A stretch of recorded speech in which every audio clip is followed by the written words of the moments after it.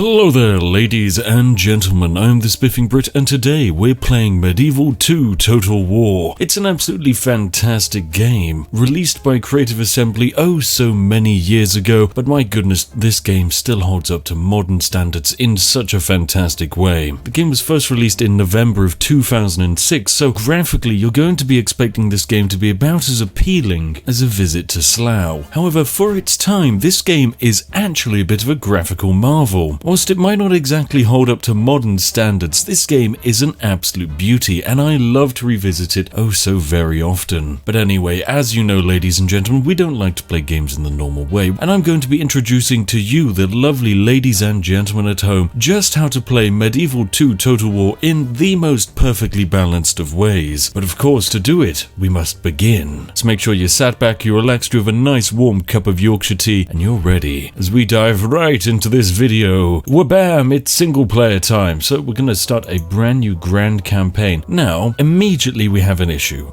We can only play as 5 different factions: England, France, the Holy Roman Empire, Spain, and Venice. Now, as great as all of these sound, this is actually not good. We are going to need better things, ladies and gentlemen. As you see, whilst England is amazing with their superb longbowmen, they are not the most perfectly balanced faction. No, the most perfectly balanced faction are the Milanese. But we can't actually play as them, ladies and gentlemen. No, because this, in the fun original Total War fashion, you had to either win the game to unlock all the factions or just simply defeat them. So in order to be the Milan, we must first defeat the Milan. Now, logically speaking, I'm sure you would say, hey, play Venice and just walk across the border, or play France and just focus your attentions to defeating them. But no, ladies and gentlemen, I am the Spiffing Brit, and so we must play as the English in order to gain the overpowered abilities of the Milanese. And of course, we're not going to do it in a traditional fashion. We're not going to sail a boat over and deploy an army. We are going to defeat the Milanese in the most memey and perfectly balanced way imaginable. We're going to use only assassins. No armies needed, no battles even fought. This is how to play a Total War game with no war. Because who needs war? Give peace a chance. Now, it would actually take a while to set up, but luckily I actually do have a campaign which I made earlier. Now, whilst I have hundreds of hours of this game, it's all on a CD-ROM, and so consequently we're having to start again on Steam, which is why we have to defeat Milan. But Milan is located somewhere over here in Italy. We are over here controlling most of England. We've consolidated it. Sure, Scotland still reigns free, but don't worry, we have a way of dealing with them. Now we're on turn 26, and fantastically, London has just finished construction of the inn, meaning we can recruit assassins. Now, our first assassin has been created. His name is Hugh Davies, and Hugh Davies is alright. Now, we're going to have to hire multiple assassins just so that we can get this done quickly, but with our first assassin, we're going to immediately send him off to try and get some stuff done. Luckily, to our north, a rebel army led by Captain Perkin has entered into our lands, and so we're going to send Hugh in to murder him. Now, our assassin isn't very good. He's literally only just come into existence, and consequently, he is literal garbage. However, what we can do is just send him in to kill Captain Perkin, a level 0 commander with no great abilities. Oh, and of course, because it's, 2006, all of the actions done by the assassins have cutscenes. Oh, he throws the knife. Oh, and it works. He did it, ladies and gentlemen. A glorious, successful assassination. And as a result, Hugh Davis has leveled up to becoming a hired blade. Well done, Hugh Davis. I'm so proud. What a guy. Now, immediately we're going to have to march him north, because we're not going to have him murder rebel generals repeatedly. No.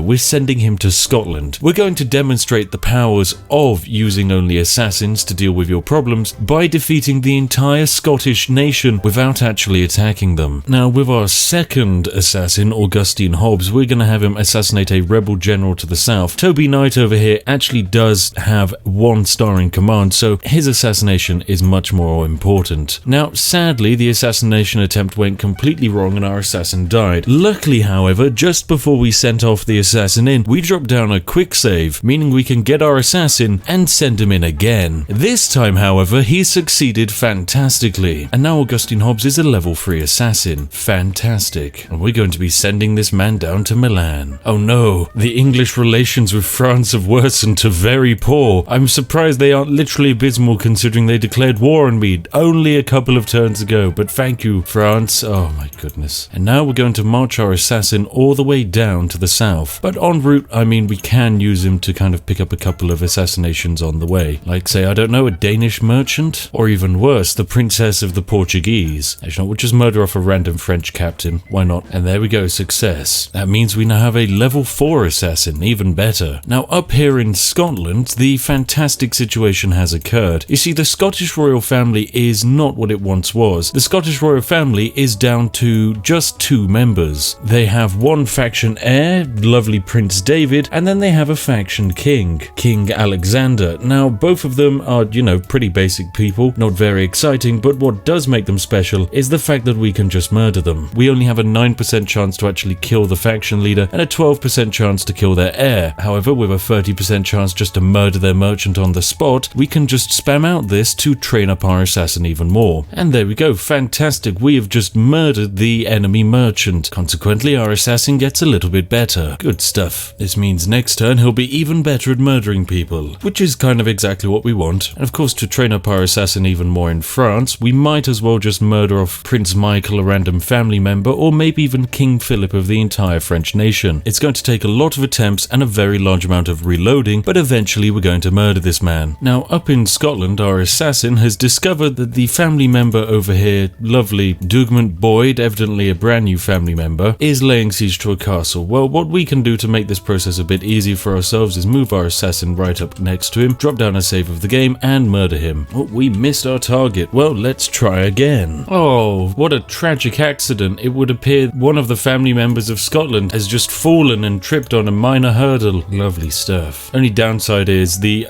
only 2 remaining faction members of Scotland are the king, who is inside the massive castle, and the heir, who has put himself on a boat. And for some reason in Total War logic, if you're on a boat, you are immortal to assassins. I know, it makes perfect sense. It would appear Scotland has pulled another family member just out of the woodwork. I think he's roughly only just come of age, this lovely little Scottish man, so he's just been wheeled out to the castle for his first ever siege. However, I'm afraid he's not really going to have much time to siege, because, you know, we've got a poison blow dart for some reason. I don't know how we have poison blow dart technology, but you know, that's fine. Scotland once again loses just another random family member. Now, in true classic fashion, it's time to murder off the Scottish family even more. They've pulled yet another family member out of the woodwork. Rory Neville is just appeared completely out of nowhere. What a great guy. He's only 21 years old. King Alexander, he's only 25. He's hardly much older, but you know what? We might as well murder them. So let's spam out a bunch of saves to try and murder the faction leader of Scotland. I have no idea if we're going to be able to pull this off. Right, come on, assassin. It's time for the movie. Oh, no, I think that's safe to say we've beansed it. Oh, come on, what's this assassination attempt? I'm interested by this. Okay, yep, sure, there we go. There's my stabby blade. There's the king. Okay. Oh, no.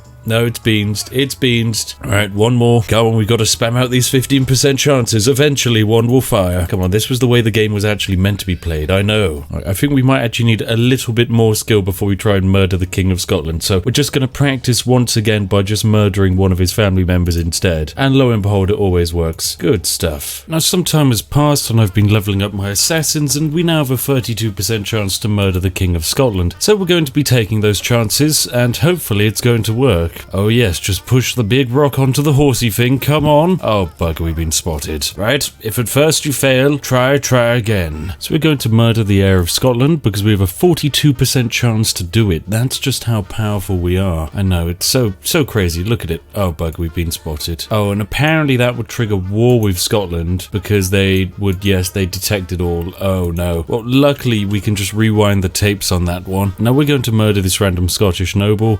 Poor guy hasn't been alive for that long. He's only 21 years old, but yeah, he's gonna die. My goodness, only a 83% chance to survive. You're gonna need more than that, my friend. Rest in peace. This world is very tricky. Now we return a few turns later. It is now turn 36, and the Danish are trying to launch an invasion in true classic fashion, but I recently completed a mission bestowed to me by my glorious nobles to blockade the port of Bordeaux in France. As a reward, they gave me 3 units of peasants. What? This makes no sense. peasants because peasants are quite fundamentally the worst unit in the entire game. They are garbage, they have no morale, you throw them in and they literally just die immediately. You know what, thanks for the free peasants. I've no idea what to do with them. I suppose we could just march them into this rebel army down here to the south. Yep, you know what, let's just march 2 units of peasants into there. Good job, Captain Simon and the suicide peasants. I believe in you. You're fighting peasants, militia and longbowmen. This is a death. Good try though. Oh my god, they survived and they came back.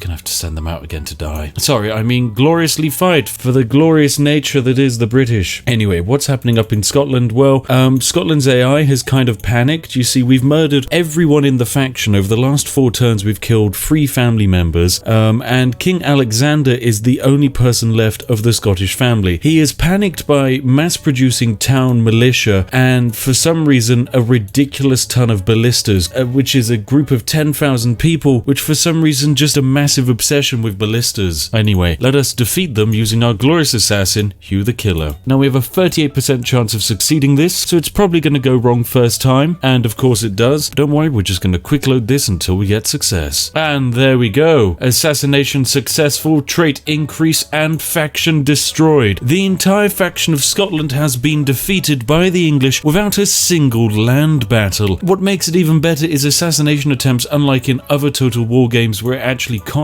you to assassinate. In this game, it's free. You can assassinate 1 unit per turn, meaning down here in Genoa, our glorious assassin Charles is going to murder a family member of the Genoese, or the Milanese, whatever they are, same difference. Sadly, this one misses, but don't worry, we just quick load and go again. Because our assassins have never failed a mission, they train up ridiculously easily, meaning we are effectively only 36 turns into the game, and yet running around with some of the highest level assassins the game has ever seen. And what better way to celebrate the subjugation of the Scottish peoples than with a nice refreshing cup of tea. That's some glorious Yorkshire tea right there. The good stuff. Anyway, we've defeated Scotland and turned them accidentally into a band of rebels. I realise this has technically created a bit of an issue because we've taken the actual army of Scotland and just made it 10 times more powerful by having them just ram-filled with Highland rabble and border horse. Is this serious? It's just called border horse. I love it. That's amazing. Feudal knights. Oh, I love Scotland. What have we done to it? We've made it so good. I'm so proud. Oh, we've just discovered the Milanese faction heir as well. He's over here. That's fantastic news. So we've got a family member and a faction heir. Oh, we've got some great things coming, ladies and gentlemen. Oh, and the Pope has asked me to join a crusade for Cairo. Well, you know what? We might as well join that. And they also want me to blockade a Danish port. That's fine. We can do all of these things. Oh, and now the faction heir has just positioned himself next to Milan. Fantastic stuff. Naturally, we have a 66% chance of just murdering him on the spot, so that's exactly what we're going to try and do. Let's push that rock. Push that rock. You can do it. Come on. Oh, that's a glorious success, isn't it? Ah, perfect. And the faction heir of Milan has just accidentally had a horse-based accident. Perfect. Remember, no war has actually been declared between our peoples. We're pretty neutral. In terms of diplomacy, we're actually doing pretty well. Oh my goodness, we've discovered 2 Milanese family members just chilling out here in the middle of nowhere, and guess what? 89% chance to kill one, 95% chance for the other. Oh, let's do it. This is gonna be great next turn. Ah, these 2 Milanese princes are about to discover something very fun. Imminent and immediate death, of course. Sorry, we missed the target. You had a 95% chance to succeed on that one, Mr. Assassin. Oh my goodness. It's kind of like the man was lying around with knives all around him, and if anything, you actually did more to save his life than you did to try and take it. Come on, one more go. You best not beans this. Go for the stabby stabby. Oh yes, stabby stabby success. Perfect. Alright, there is now only 1 Milanese family member over there. Splendid news. Let's quickly scout and see that Zagreb has no family members, and then there's just 1 random army here which may or may not have a family member. No family member there. Oh, hang a second. Are we able to do second murder in 1 turn? Okay, the game says we can. This is fine. Oh, and we found the faction leader of Milan. 25% chance to murder. This is going to take a while, but let's do it. And success. There we go. The King of Milan has sadly just accidentally died. Good old Duke Bernardo. Rest in peace. So who does that put next in charge? Oh, well, we now have the faction heir located over here. So there's just 1 family member out there somewhere who is actually in control of the faction. So we have at least 3 people we need to assassinate before Milan implodes on itself. And then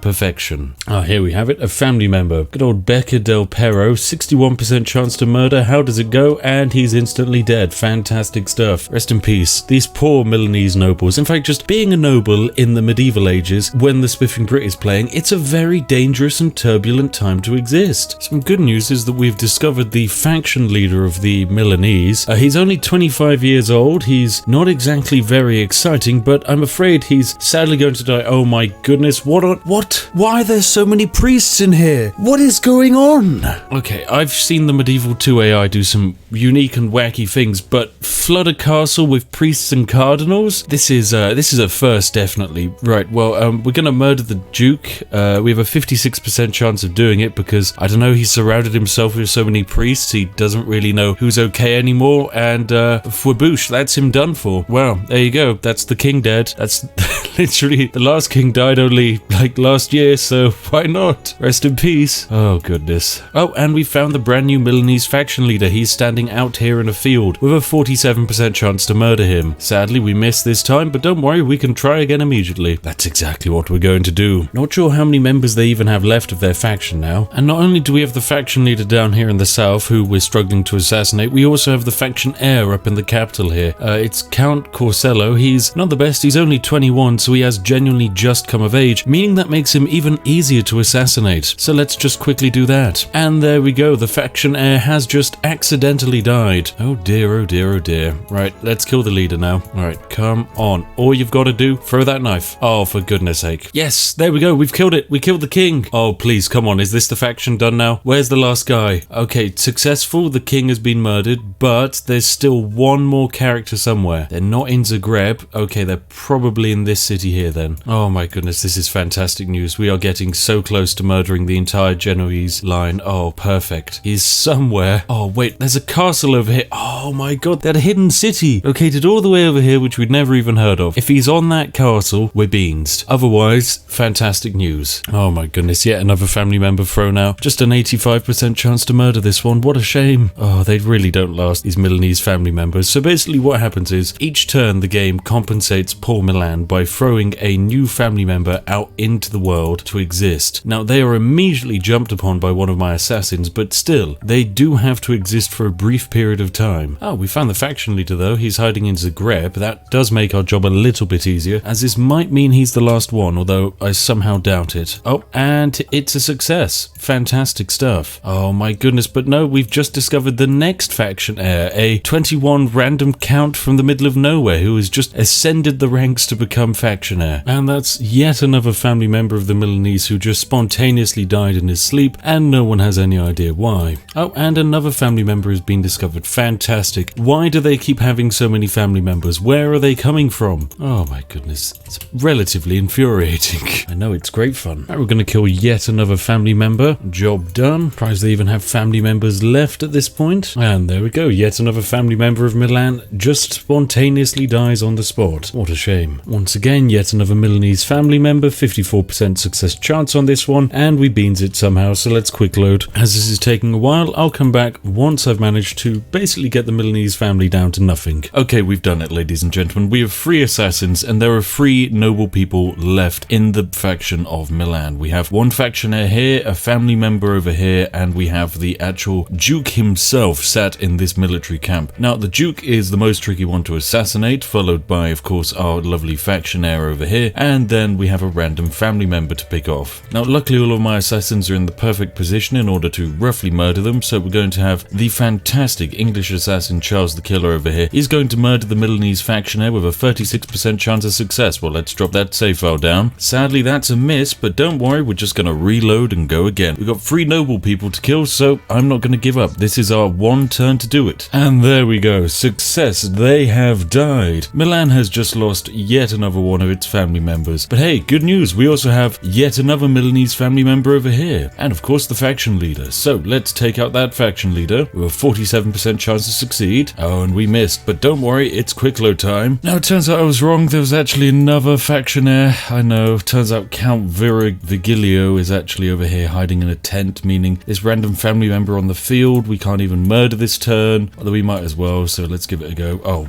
beans, how did you do that? 83% chance to succeed and you managed to fail. And there we go, success. Well done. Okay, so we have a random faction heir in here, which needs to be murdered, and also the faction leader over here who is about to die. Nope, you missed. That's fine. We go again. Well, the Duke of Milan has now just randomly died, which is good news for us. That leaves one final member, the faction leader of Milan, just sat in the capital of Milan, unable to do anything. Hopefully, this is going to be his last turn, and it's going to be a very exciting one. Right, Milan, this is your last turn. Come on. Oh my god, we got lucky. Okay, so Milan naturally once again pulled a random family member out of the woodworks of nowhere and plonked him down on this army, but for some reason he also walked next to one of our assassins, so luckily we can get rid of this random family member quite easily, hopefully. And there we go, that's it. Now, okay, it's just the faction leader. Oh wait, no. If he's the faction leader, that means there's one more somewhere. Oh, bugger, where is he? Oh my god, it worked. Milan's gone. Milan is completely gone. We just killed the kingy boy. He is dead. Faction is destroyed. We can now play as Milan. Oh my god. Oh, thank goodness. Milan is done for. That is how to take out an entire nation without even fighting a single battle against them. Whilst this has been going on, we've been at war with the French, but we haven't actually really fought any battles other than when France froze a suicide division of just 4 crossbowmen into a heavily defended castle with just a bunch of peasants inside. Yeah, we have technically, in terms of the world, a very pathetic military, yet for some reason, no one's able to invade us because we're just so good at turtling. Oh, it's great. Right, anyway, that's it. We've technically won as England. It's time to switch over and play as Milan to show off some of their cheesy strats. So yes, now in the single play mode, we can select Grand Campaign, and guess who we have available to play? Where the heck is Milan? It's got Venice and Portugal. Alright, so apparently the game's bugged out, and even though we've defeated Milan, it's decided, well, you have and you haven't at the same time. This is also demonstrated by the fact that Scotland is no more. I think it could be because we chose to defeat the factions by just removing them from existence instead of the way the game intends you to do it, so that could be a reason. So I'm gonna have to mess about in the game's files and unlock Milan for us, ladies and gentlemen. I'll be back in a second. Right, here we have it, bam, we've unlocked Milan. I know, fantastic, it even rhymed and everything. So we've done some great things. We've managed to unlock all of the factions using magical file manipulation strategies, which honestly would be much faster than spamming a bunch of assassins around a map, but you know, you learn these things after a while. Oh my goodness, the amount of time and effort I put into these bloody videos. Why can't we just go back to the time when you could release an unedited 30-minute episode of Minecraft and everyone would just be fine with it and YouTube would be fine with it? Actually, God, no, I'm really glad we don't go back to that day. Now people actually expect quality. It's just so damn terrible when you have to give it to them. Anyway, we're playing Milan. Milan has some unique statistics. It boasts strong militia infantry, it has great crossbowmen, and amazing late technology. Weakness, poor offensive cavalry. That doesn't really make much of a difference, to be honest, because when you have ridiculously good crossbowmen and really good spear infantry, you don't need offensive cavalry. You can just sit behind a wall of spears and rain fiery death upon all of your enemies. It's great fun. So Milan kind of starts out the game in a bit of a unique sausage of a situation. There are some good setups to get some trading done, which is very nice. There's a couple of spies who we can send off on merry adventures. Now, to the south we have the city of Florence, which is, you know, a lovely city full of Italian rebels, and what we're going to do is we're going to take it. And fantastic, we've finally hit the point where we can actually start recruiting Genoese crossbow militia in our cities. Now, crossbow militia, oh great, sure they cost 500 gold to make, but honestly making gold as Milan is about as tricky as trying to get Denmark to capitulate, so don't worry, you should be able to have a lot of these bad boys very quickly. Now, why are they so good? Well, as you can see, 6 melee attack, 12 missile attack, but they cost only 100 per turn. In comparison, the mercenary crossbowman we have over here, this lovely guy, 60 soldiers, no shield on his back, so not as good armor and defense. Same missile attack, less range however, but they are still pretty decent. However, they do cost almost twice as much per turn just to keep going, and they cost even more to buy. So, you want your crossbow militia. Crossbow militia are even better because they get free upkeep whilst garrisoned inside of a city. So you know, you're going to be throwing a lot of those boys out into the field. You know what? I think now we're ready to attack this glorious castle with our massive, just huge, colossal force of militia against a bunch of pretty decently armored rebels. Now, luckily, this is going to be an easy auto-resolve and a clear victory, and we've just captured a very decent castle, which we, as Milan, are 100% not meant to have access to this early in the game, but thank you very much nonetheless. So what we're going to do is leave a couple of the boys behind and then move on to slightly better regions over here. We're going to take the Burgundian city of Dijon away from the French as well. Basically, the opening moves are all about just stealing things from France. And fantastic, the siege of Dijon can now begin as well. Once again, this is going to be another glorious success because we're fighting against literal peasant archers and militia with our glorious levied forces of our militia. But our militia are so much better statistically than almost everything that the AI has access to for the first 50 or so turns of the game. Perfect stuff. So there we go, we've immediately gone from 2 regions to 5 regions in the span of only 13 turns. This is not technically the rate at which Milan is meant to expand, for the sole reason that they're meant to be quite a small faction which struggles to grow and consequently aren't really able to expand that much. We're really meant to actually go on over here and expand to this tiny little city. What is it, a tiny fort? Yes, we're meant to attack this, if you can believe it. But who'd be content with this tiny city when you can have access to all of this glorious land? Oh, and look, we're the strongest faction. Why is this the case? Well, it's because, of course, as Milan, you just have the strongest military. Look, strongest military, not the best in terms of finance, but great production, population, and overall, we're doing pretty damn good. Our military's not expensive, but the military we do have is ridiculously powerful. So, logically, where do you go to next? Well, the next best route to expand into is, of course, Venice, and that's exactly where we're headed. We're just going to leave a couple of boys behind in this tiny region, look after it, and then run our way all the way back to Milan. Oh my goodness, there's a heretic here. What do? We can set them on fire? Oh my goodness, go Popey boy, go! Wow, this is one very powerful holy dude. Alright, you just keep Catholicizing everything. Meanwhile, who should we invade? I mean, we could technically attack the French. They've got a nice large town down here. No, let's murder the French. Why not? That sounds great fun. Oh, am I at war with Sicily? Oh, of course I am. Great. Thanks, Sicily. Why did you decide to declare war on me? I'll never know, but hey, thanks for sailing an army into the sea next to me. What's this? You just land a tiny army on the shores of my land as well? Great. Sicily, honestly, 11 out of 10. Excellent military strategies. What a melon. What an absolute melon. Relations report, very poor now. Relations with Sicily. Look, I've got to be honest, they did attack first, didn't they? So is that my fault? Is it my fault relations report? No, it's not. Okay. Oh, right. We're just going to get our boys and we're going to march them into bloody Venice and we're going to steal the mega capital of Venice. We're no longer going to be attacking France. God damn it, Sicily, you've ruined all my fun. Now, you might be thinking, why on earth we're attacking Venice? We're not at war with Venice. That's true. We're not at war with Venice, emphasis, yet. We will be very shortly, so just you watch. Alright, now what are we going to do? We're going to throw our men into combat and we're going to try and take Venice. So, we're going to attack the neutral faction of Venice. I mean, it's not very neutral because they're allies with someone I'm at war with, but you know, apparently they're neutral. Oh, look! Sicily now suddenly wants a ceasefire after we absolutely shredded them. Well, this makes my job a bit easier. Anyway, now that we have peace, it means all the more excuse to have even more. Time to kill Venice. Perfect. This is exactly how I wanted war to happen. Now, whilst this is going on, we should probably also send some reinforcements down to Florence because that's a massive rebel army. Good lord. Alright, it's time to do our lovely assault on Venice. Thank you very much, Venice. Count Bartholomew is not going to stand up to good old Cristofo, and that was apparently a clear defeat. How